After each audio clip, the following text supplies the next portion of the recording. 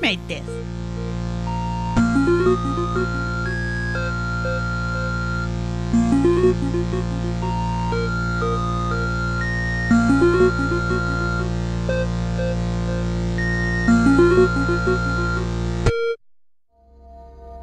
John, it's Craig. I need a set of prints lifted. Ooh, field work, my favorite. Where?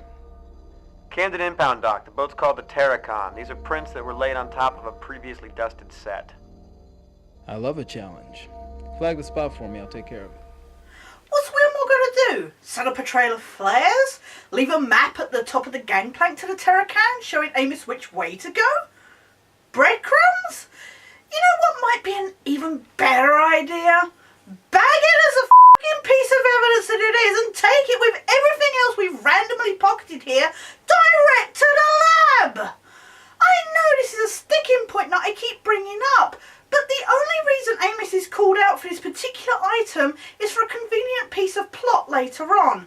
For everything else, Willmore has no issue with Mandler handling it all and showing it to Astadorian. I mean, look what he does with the large metallic sphere! Look at this. What is it? I have no idea. Well, be careful with it. Relax. It looks like an explosive device. Well, it could be. It's certainly heavy enough. Maybe we should call in a hazmat team. Let's not overreact, okay? What the hell are you doing?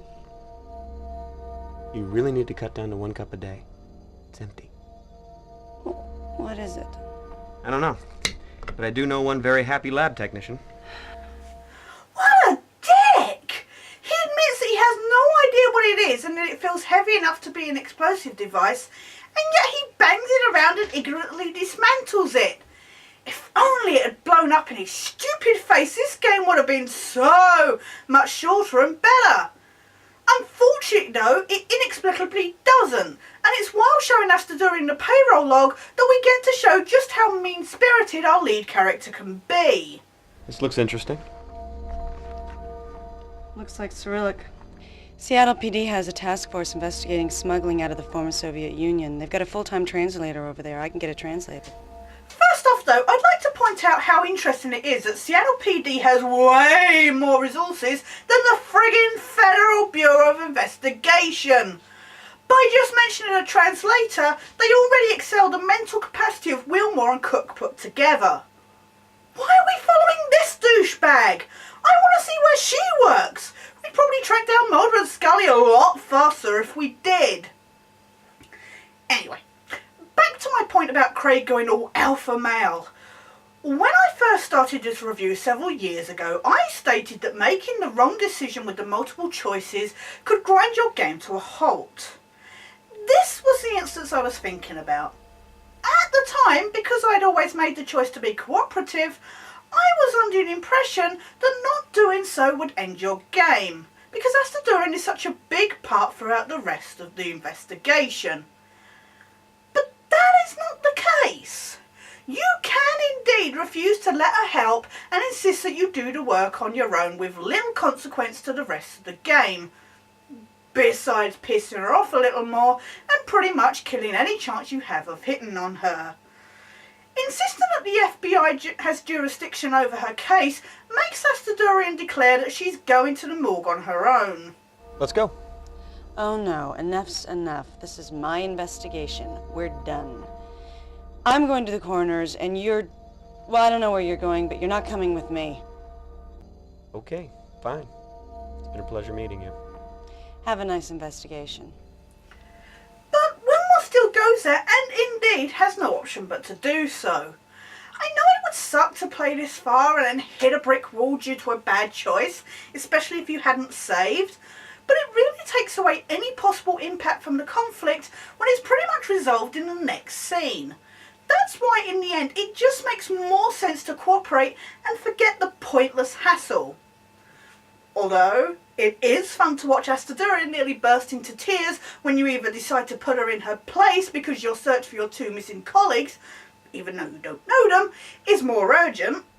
I'll handle the translation. Whoa there, cowboy. What do you mean you'll handle a translation? This is still my case. Our jurisdictions overlap. The federal investigation takes precedence, period. Nobody's pulled rank on me in weeks. I guess I should be grateful for the change of pace. Jerk. Or threatened to take her case away because, well, just because Willmore really is a huge dickhead, and suddenly the detective has turned from a strong, independent woman into a petulant, vulnerable pushover. Let me remind you, I work for the FBI. We have whatever jurisdiction we want. Please, don't make me take your investigation away from you. You wouldn't do that. You don't know me, so you have no way of knowing that in fact I would. But I suggest you take my word for it.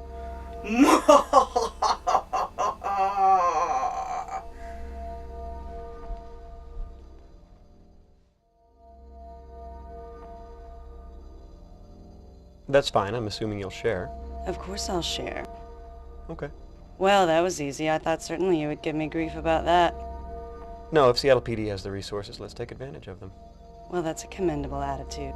Well, you know what they say about catching flies. What? Hey, detective.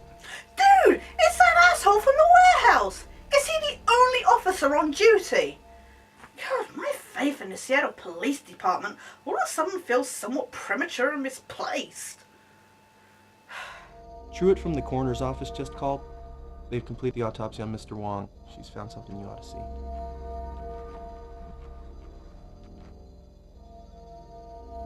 Well, looks like we're headed to the coroner's. I can hardly wait. Hi-ho! Hi-ho! Hi-ho! It's up to the moat we go! This is Agent Willmore with the FBI. He questioned Wong yesterday. I hope you found out everything you needed to know. Well, if that includes a bunch of lies and some odd chatter about how young his wife is, yeah, I got all the info I could dream for.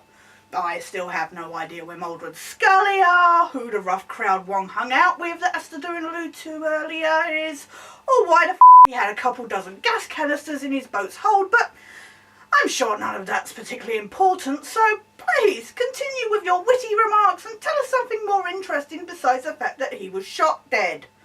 What have you got? This is undoubtedly one of the most unusual autopsies I've ever performed.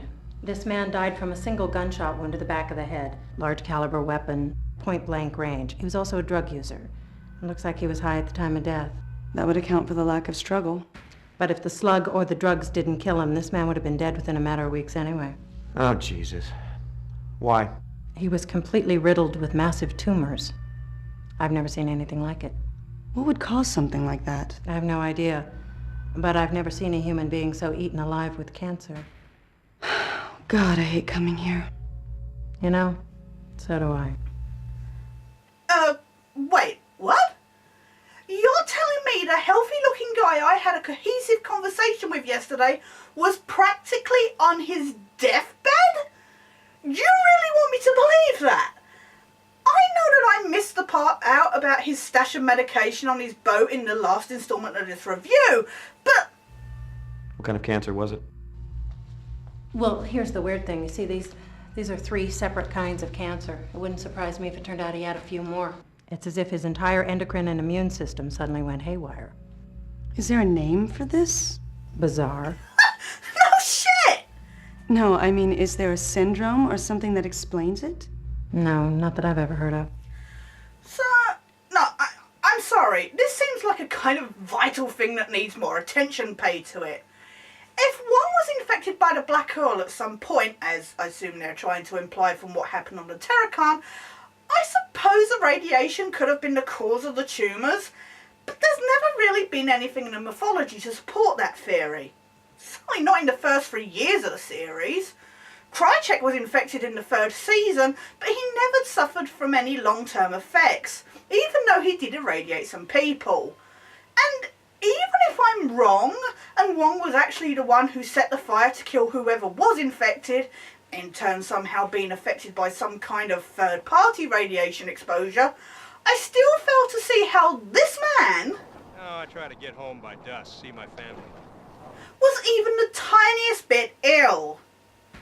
How do you know he was high? She's a medical examiner. That's her job. Well, it's mainly a hunch. Little things, state of craniovascular relaxation, total dilation of the pupils, things like that. I've seen it before, but the blood work will confirm it. Okay, seriously? What's with the gunshot sounds? What could have caused cancer like this? Oh, we're not going to talk about that. Fine. Let's dwell on the inexplicable cancer instead. I have no idea. This isn't exactly my field, first of all, but I can't imagine what would trigger something like this. Some kind of massive carcinogenic exposure, I guess. Radioactive materials, certain classes of powerful mutagenic chemicals. Those are the only things that track with what I know. No! No, no, no, no, just... Problem number 9! all that stupid bullshit. Game, if you're gonna insist on getting bogged down in the show's mythology, know what the f*** you're talking about. Because at the moment, I'm pretty sure you saw the bad radiation and just tried to put a real-world explanation to its effects. How long had he been ill? Tumors are highly unpredictable. A growth of this size would seemingly take a fair amount of time, but he would have been in immense pain. Which might explain the illicit drug use. Even with the drugs, a condition like this would be almost impossible to ignore, and the amount of drugs he'd have to take to ease the pain would make him a near zombie. Strange.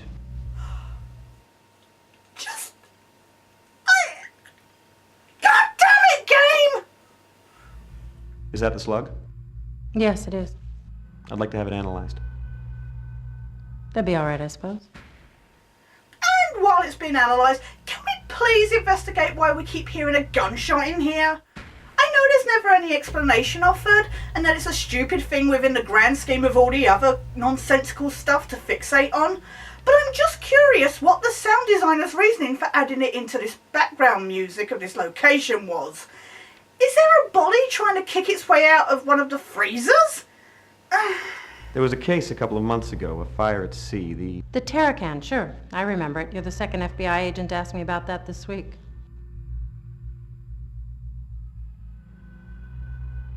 What are you talking about? Well, actually, to be specific, you're the third FBI agent. There were a pair here the other day, a man and a woman. They had the bodies of the Terracan crew members exhumed. She insisted on performing a second autopsy.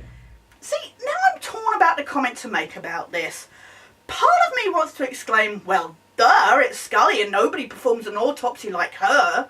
After all, being familiar with the black oil, it makes sense that Scully would want to check for anything Truitt might have overlooked. On the other hand, however, I don't see why she wouldn't have just examined the autopsy report. Scully doesn't have that bad a habit of completely overthrowing and dismissing medical examiner findings. They were burned. What more does she hope to learn? I also have to laugh here because Truitt's tone of absolute contempt right there was hilarious.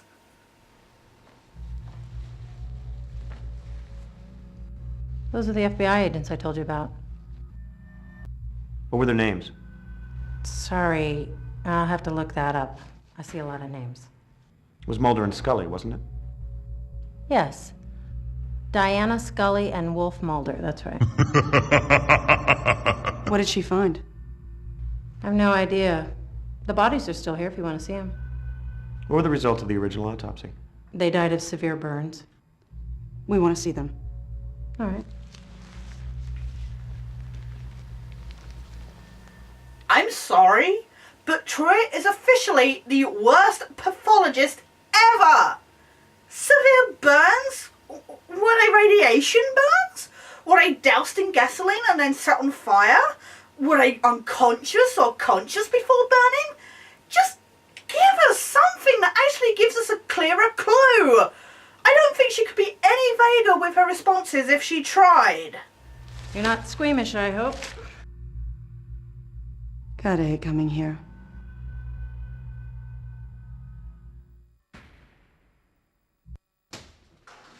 Fair warning, this is gonna be pretty bad. These guys had been interred for 2 months. You all right? Just peachy, thanks. Can we get this over with, please? Sure. I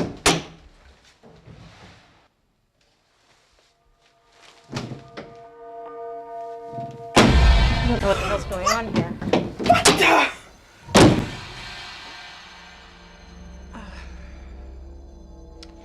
I think someone's stolen the bodies from the Terracan.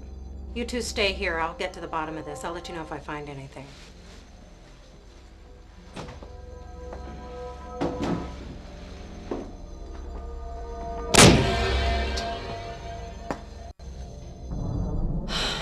What the hell have we stumbled onto here? For a game that I've been happy to commend for its different responses to each conversation choice, this one here is easily the weakest of all, as no matter what selection you make, there's only a tiny variation before Astadorian spouts her strangely logical explanation for all of this stupidity. Even if you choose one of the two responses that start you pondering the connection to Mulder and Scully or the Terracan, she cuts you off and gives the same fairy script. And more frustratingly, regardless of if you were a complete bastard to her back at the dock and refused to let her have any further involvement in your case, she will always insist at this point that you need to work together. As I said earlier, I know the rest of the game needs her to be there for it to continue, but I just wish the conversation threads could have been strung out a little further for each chain so that the characters could have come to a much more amicable decision depending on what state the partnership was in after leaving the Terracan. How is Mulder and Scully's case linked to Wong? Good question. Through the Terracon, obviously. But what is the one thing that ties them all together? Oh my God. What is it? I think I know what's going on here. Oh, Jesus. I hope I'm wrong. What? They're smuggling something. They're smugglers. Wong worked for the same people as the crew of the Terracon. That would explain the slicker and the lack of fishing equipment. So they worked for the same people. You questioned Wong. He was killed because they thought he talked. Your two missing agents have the crew from the Terracon exhumed, and both they and the corpses turn up missing? We've stumbled upon a smuggling ring bringing either radioactive material or possibly chemical weapons into the U.S. from the former Soviet Union. That explains the fire on the Terracon, Wong's cancer, why he was killed, and what happened to your two missing agents. They got too close. Someone's covering their tracks and they're not afraid to shoot FBI agents to do it. I was going to complain about this, but seeing as she hasn't had to sit through some of the conspiracy-driven, mythological and paranormal bullshit I have during the run of the show, she's forgiven. You and I have to work together. We have to stop this. If I'm right, thousands of people might die. I'm gonna have to demand that we cooperate fully with one another. Okay. You just got yourself a new partner. Of course, after that waste of time, we need to take our collected evidence to Amos at the lab. Before we do though, I'd quickly like to point out an Easter egg that causes a possible problem with the time setting of this game. As I said earlier, everything smells of Season 3, but length of production set the release back a few years. At the coroner's office, however, there is a decapitated hand in the jar. Now, I never put much thought into it. I just figured Truitt had a strange fascination with putting odd things on display. But the official guide insists on a callback to a severed hand at the site of the plane crash in the Season 4 episodes Tempest Fugit and Max. Now, as I also pointed out earlier, these are the episodes Pendrell was shot down in. I don't doubt that I'm overthinking this, but if that storyline is supposed to exist in the continuity of this plot, surely Pendrell shouldn't be alive running blood tests. I'm standing by the fact that the hand is nothing more than a medical examiner's souvenir or study piece, but the officially released companion guide to the game should not try to confuse matters by referencing stuff in the series that happened after the game footage was initially filmed. Not that I put much stock into what this book tells me. I'm pretty sure this could be counted as xenophobic. Getting back on track. Your tax dollars at work. Hey, do the words lunch hour mean anything to you? You're in a mood today. What do you want? You working on anything good? Yes, actually, an art theft. Very cool stuff. Mom's the word. Ah, so the comic book is research. Yowza. What is this? A bomb? Ah, it's okay. I have no idea, so feel free to kick it around a bit. Recklessly dismantle it. Oh my God, you should have seen Mary's face when I pulled out a core piece. So hilarious. Women, huh? Such needlessly big warriors. Ah, but yeah, you know, if you wouldn't mind analysing it while you're playing, that'd be awesome. Oh, good God, this game is so annoying sometimes. I don't know. I don't think so. But I do need you to tell me just what the hell it is. Your wish is my command. Ah, another hunk of lead. I love bullets. Simple, tough, silent. Kind of like you there, Willmore. Yet in the right hand, they speak volumes. Seriously? Is everybody harboring a crush on Willmore? I mean, yeah, he's kind of hot, but a plank of wood has better personality. You want I should match this against the last one? Astute as always. I shall make it so. That's not fair, game. Trying to rack up favoritism points with me by doing a Captain Picard impersonation? Even though it does sound like his Sean Connery one. I liked Amos already. Adding geekiness is just making me wish we were following him through this game instead. Ugh. Did you get those prints lifted? I just fetched them, Miss Daisy. I still need to process them. And they say sugar has no effect on children. Actually, speaking of the fingerprints, head back home and check your computer to get an email from Amos with a file attached that you can put through the ING. Click the FBI database as the one you wish to search, and you'll learn... And I swear, I did not add in that dramatic sting. The game really felt the need to put it in there in case you hadn't been even the tiniest bit suspicious of Cook.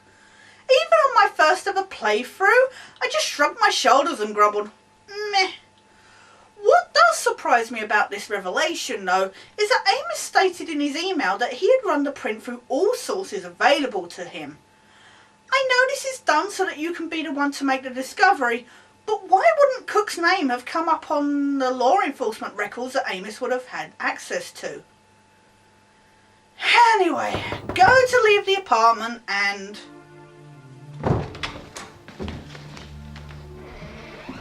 Cue best lovers tiff ever! What are you doing? No, ma'am, what the hell are you doing? You're supposed to be keeping me informed about your case. Have I been informed? No. I've been kept completely in the dark. You know the policy, always have a backup. What if something happened to you? Where would your investigation be then, huh?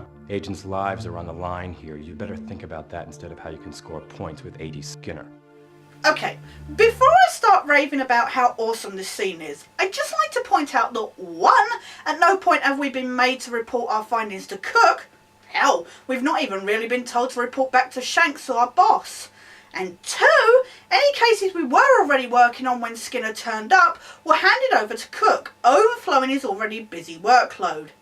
If you weren't already suspicious about this shifty weasel, even after the fingerprint results, his guilty behaviour here should be a key telling point. I'd also like to lament the fact that this is the last time that you get to use the mood response options, and though I find each selection relatively entertaining to watch... Hey, shut up! Jesus. You act like you're the center of the whole friggin' universe here. Why don't you try asking me about this before you start screaming at me? And I'm sorry if you had a bad day, dear. But either you treat me civilly or get the hell out of my house. Hey, whoa, whoa, whoa. Slow down. Let's talk about this, okay? There's no need to go ballistic. Let's just talk. You know why I haven't kept you informed? Because I've been busting my ass in the field. You ought to try it sometime. That was harsh. They do not affect the available multiple choice answers that follow in the conversation, or even add a little extra like the first outing of the mechanic back when we were introduced to Willmore. Yet another missed opportunity that tarnishes the potential this game could have had. Back to this awesome scene though. Oh man, I don't know what the hell's the matter with me. I'm losing it. I've been being followed by 2 guys in a sedan. I don't know who the hell they are or who they work for, but they're obviously government. I think Mulder and Scully stumbled onto some kind of corruption that runs all the way into the Bureau itself. No, seriously dude, watch the friggin' show. That's all they ever do. Going missing at the hands of authoritative figureheads is a normal day for them. So here's where we get to feed into Willmore's psyche a little more, and where Jordan Lee Williams gets to exercise his acting chops. Slightly.